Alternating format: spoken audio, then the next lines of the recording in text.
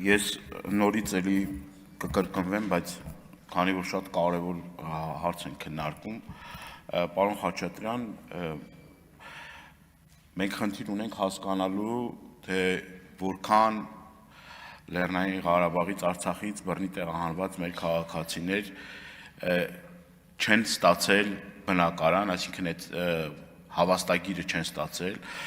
ինչ խնդիրներ կա քաղաքացիության ընդունման հետ կապված, մեր հայրենակիցների հիմնական մտահոգող հարցերը որն են, որ այդ քաղաքացիությունը չեն ստանում,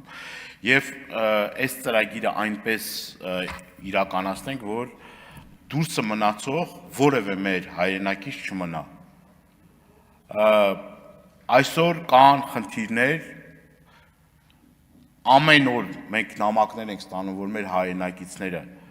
դու կյանքի բերումով նենց ստացվել, որ իրենց աշխատատեղը գտել են Երևանում, այլ տեղեր իրենց մասնագիտությունը չեն կարողանում իրենց մասնագիտությամբ աշխատանք գտնել եւ ապրում են Երևան քաղաքում։ Եվ այն ծրագրերը, որ կան, որոնք որ օգնում էին, նպաստում էին, որ այդ մարդիկ վարձը տան, այսօր այդ խնդրի պատճառով հազիվ այդ մարդիկ իրենց ստացած աշխատավարձը գնում է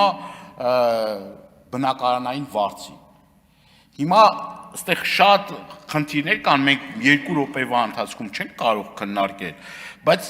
այն ժամանակ էլ ենք ասում, որ պետք է ստեղծվի հատուկ մարմին, այդ բոլոր հարցերը քննելու, հետևություններ անելու, միգուցե նաև անհրաժեշտություն լիներ, որպեսզի պետությունը վերցներ ճիշտ է բեռա, բայց վերցներ այդ պատասխանատվությունը իր վրա եւ բնակարաններ կառուցելու եւ մարդկանց տրամադրելու։ Եվ արցախցիների կոմպակտ բնակեցման հետ կապված նորից էլի շատ կարևոր մի հարց է։